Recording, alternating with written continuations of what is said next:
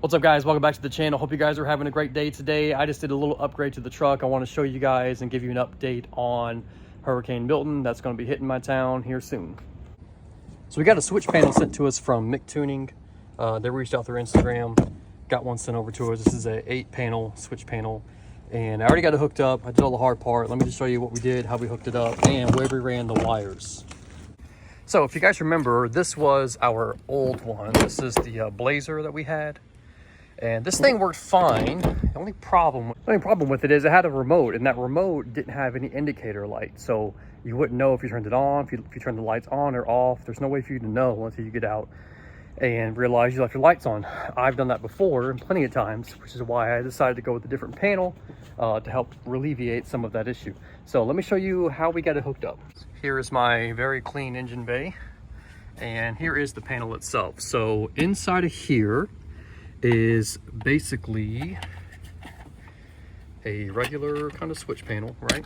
Looks just like that. They do give you extra fuses, so that's nice. They're labeled 10, 20, or 10, 15, 20, and 30. They're also labeled on here. It's pretty simple, just like all the other ones you've ever seen. Positive and negative go into each one of these, and it gives you a readout on the front of what amp it's pushing out. So I got my little Raptor lights on the 10 amp. I got my ditch lights on the 15. When I get the front big 8-inch bumper lights put on, those will probably go on the 20. Then I'll still have those free. Then you have these free on the back as well. But all you do is you run that positive into a breaker that they give you. If you need to reset it, you can try it there. It's 80 amp breaker. Boom, run that into there, wire that up, run your negative from there into the battery, and then this positive into the battery. So these are extras. I'm going to change the lights we got on the back for the rock lights under the rooftop tent. I'm going to reroute those. They were going to the battery, but there's just not enough room on the battery, so I want to get it hooked into the new switch panel. So that'll be done next. As far as this whole box, I just used some Velcro strips on the front. It's the same thing I had the Blazer box hooked up to, and this thing never moved. So that was easy. Let me show you how I ran the wire from the switch panel inside the cab through the firewall, because that took me a minute. So I was looking all around trying to figure out where this grommet that I always hear about is. And come to find out, it is right here. You can see that right there. This is your air condenser drainage for your air conditioner. So the water drips out of here, and there's a grommet that goes right back in the back there. See if I can zoom in for you. Right there's a grommet. Just run the wire straight through there like I did, and you can run the panel inside. So the way I ran it was I ran it up through the cord up around there, and just used, again, more Velcro, and just Velcro the whole panel here. It's pretty easy. I did have to mount it upside down because the core that comes out of the panel's on top, and it would have got kinked right here, but I think that's fine. Let me show you. So all you do is you turn it on, boom. It's got different colors. If you're got different colors, whatever you want to do. Truck's red, the interior lights are red, so I'm gonna leave it red. And we got our grill lights, our floodlights, which is our ditch lights. I gotta fix that sticker because it's crooked. But anyway, you push it, nice indicator light that it came on. Indicator light, I like that. And then we got our bumper lights, which we'll use when we hook up our big lights to the front of the bumper. Our rock lights for the back when we get our lockers installed, and we'll still have 2 extra ones. It also lets you adjust the brightness. So if you want it real low bright, you can do that. Brighter all the way, so let's see, that's max brightness right there, which is really bright. So yeah, it's pretty nice. I like it. I like that you can change the colors on it, and you can turn it on and off. It took forever for me to figure out where I was going to mount this thing, because there's really no good place to mount it inside the Frontier other than that cubby right there. They do make a Bluetooth only switch panel, which is the one I wanted, but they sent me the one I didn't want. Anyway, I was going to mount that with like just a regular like suction cup to the windshield.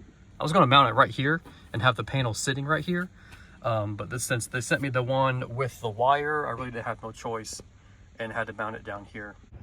So yeah, that's it on that. I do like to give you a breaker with it. That's really nice. I'll leave the link to the product down in the description. If you guys want to pick up one, head on down there. I think it's like 120 bucks, something like that. Well worth it. They do have a 12 gauge panel as well if you got a lot more accessories. I opted for the 8 one because I don't have that many. So anyway, they got different options. You can head by the website, check them out. And yeah, so for those of you who don't know, Hurricane Milton is on the way to Florida. It's going to hit my area. It's probably going to hit land around the St. Pete area, and I live maybe about 80 miles north of St. Pete, so we're definitely going to get a lot of wind, a lot of rain. It's been raining for the past 24 hours already. It just now stopped. I don't think it's going to rain tomorrow, but it's supposed to hit land on Wednesday. So from Wednesday to the end of Thursday, it's going to be a party time. So yeah, we're doing a couple things to get ready for the storm. So you can see, like I said, it's been raining pretty much the entire last 2 days. Everything is already super wet. I did go around back of the house and cut down some trees that I've been putting off doing for a while, but I got to get one more tree down. But there's some pretty big trees that I cut down and got them off the house. They were hanging way up there. I got to get that one there cut down probably today or tomorrow, and then that'll be cleared off from the house. Other than that, we should be good to go. I haven't put this on Facebook Marketplace yet, but this is the Rough Country, the 6-inch lift. The whole thing's there. Somebody come buy this thing from me so I can get rid of it and stop looking at it. And I did find my stock 16-inch wheels, and I'm pretty sure I'm going to use those wheels when these tires wear out. When I do upgrade everything, I'm going to put the stock ones back on. I just like the way they look. I'd like that they're a little bit lighter than these wheels and just put less stress on those CVs. Plus, I don't know, I just kind of like them over the 18-inch. The only reason why I got the 18-inch is because I was doing the Rough Country kit, so you had to get a bigger wheel. But if I didn't have to, I actually did like those 16-inch wheels. So we're gonna put those back on when these tires wear out. You see all the mud that came off the truck over the last 24 hours from when I was out last week. Lots of mud. All right, guys, that's going to be it for this one. Just a quick little upgrade to the truck. I want to shoot you a video, let you know, because I know a lot of you guys like seeing all the mods I do to the truck, no matter how big or how small. So we'll see how this goes. I think it's going to do well. The Blazer did a good job too. It had its downfalls. I mean, it was only, what, 50 bucks? So I think for 50 bucks, it's a pretty good deal, but this should be a nice upgrade to our system. So like I said, the hurricane's hitting town around Wednesday morning. So I'll probably have a video for you Sunday. I don't think the hurricane will be that bad in this area. It might be a category 3 in this area. If it hits land at a category 4, it'll probably be a category 3 by the time it hits our area. So that's not too bad. I think it's like 80-mile-an-hour gusts and about 10 to 12 inches of rain. So not too bad. If you guys don't know, Florida is essentially a giant sandbar. So if it rains and it floods, by the next day, pretty much all the water is going to be gone. My land kind of slopes, so I really don't have to worry about flooding because it's just going to run off the hill. And we don't get any landslides because it's sand and it drains super quick. So nothing holds any water around here. But anyway, yeah, if you guys have any questions or comments, throw them down in the comment section. If you don't follow me already on Instagram, go ahead and do so. I will update you guys on the condition of the storm on Instagram most likely. So head on over there, 4-Wheel Drive Adventures on Instagram. Shoot me a message if you have any questions. Come buy this 6-inch kit, get it out of my garage, and we'll see you next time.